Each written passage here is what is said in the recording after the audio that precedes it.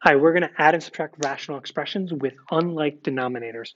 Now, you're not allowed to add and subtract fractions when the denominators are different. So sometimes we have to change one of them to make them look similar. So for example, say we had 1/2 plus 1/4. I'm not allowed to put them together yet. I would then turn this 2 to a 4 by multiplying by 2, and I'm left with 2 over 4 plus 1 over 4 to give us 3/4. I had to multiply by a value of 1 to get something to be the same. So we're going to use that same thought process up here. Now, we need to take a look at the denominators. Here I have two x's on the bottom. I have x times x, x squared. Over here, I only have one x. What's the difference? Well, here I have one x, here I have two x's. If I had two here, they'd be the same. So what I'm going to end up doing is multiplying this side by an x, multiplying the top by an x. Now, when I rewrite this, it's going to be 4x to the third over x squared plus x plus 2 over x squared. The denominators are now the same, giving us just plain old x squared up top. Now I just want to combine like terms if I can and put it in standard form. So we're left with 4x to the third plus x plus 2. Nothing we can do there.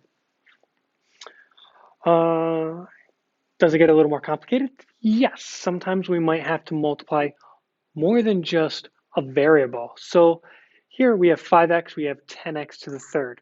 So let's think about what we need. I want to go from a 5 to a 10. So I need to multiply by a 2. I also have 1x. I need 3 x's on bottom total. So here I need 2 more. I'm going to say x squared, x squared. So I'm going to multiply 2x squared on the bottom, 2x squared on the top, giving us 8x squared over 10x to the third minus 1 over 10x to the third. And what do we get when we combine these? Now our denominator stays the same. 10x to the third up top, just put them in order. 8x squared minus 1. Does this process work when you have a binomial and a trinomial? Absolutely. But in order to do that, I want to take this trinomial, I want to factor it. I want to break it down into its smaller components. So xx for 5, and we're going to say minus plus. That doesn't exist anymore. Now, instead of saying I had 2 x's and then versus 1x or a 10 versus a 5, here I have the parenthesis x plus 4, the parenthesis x minus 5, and the group or parenthesis of x plus 4. So I have x plus 4 on both of these. I need an x minus 5 over here and here. So what I'm going to do is then say this. So now if I multiply something over itself, it's a value of 1, but this denominator and this denominator are the same now. Okay, now we can kind of combine them. For that, let's put the top together by distributing. So you get x squared and then minus 5x.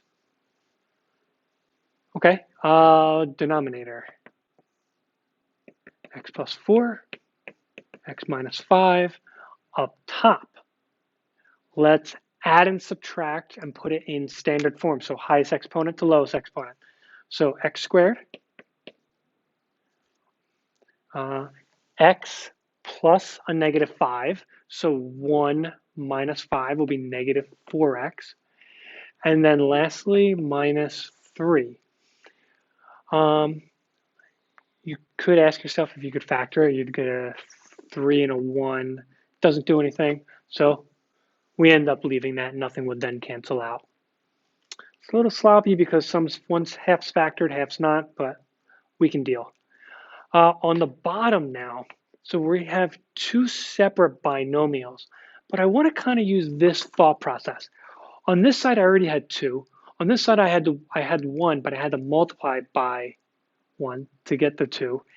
What we're doing now over here is that's a group, that's a group.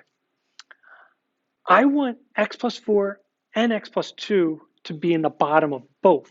So in order to do that, on the first half, I want to put x plus 2 on the bottom and the top.